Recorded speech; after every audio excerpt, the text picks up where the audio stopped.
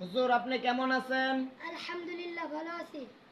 আপনাকে একটি ইসলামিক প্রশ্ন করতে চাই, আপনি কি প্রস্তুত আছেন? জি ইনশাআল্লাহ।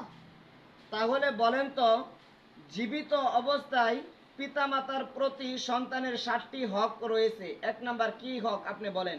পিতামাতার প্রতি শ্রদ্ধাশীল হওয়া। মাশাআল্লাহ। হুজুর আপনি বলেন তো 2 নাম্বার কি হক রয়েছে? মনে প্রাণে তাদেরকে ভালোবাসা। মাশাআল্লাহ। হুজুর আপনি বলেন তো 3 নাম্বার কি হক রয়েছে? তাদেরকে সবসময় সুখে শান্তিতে রাখার চেষ্টা করা। মাশাআল্লাহ। হুজুর আপনি বলেন তো 4 নাম্বার কি হক রয়েছে? তাদের প্রয়োজন পূর্ণ করা। মাশাআল্লাহ। হুজুর আপনি বলেন তো 5 নাম্বার কি হক রয়েছে? সর্বদা তাদেরকে মেনে চলা। মাশাআল্লাহ। হুজুর আপনি বলেন তো তাদের কি হক রয়েছে? নিয়মিত তাদের সাথে সাক্ষাৎ করা ও দেখাশোনা করা। মাশাআল্লাহ।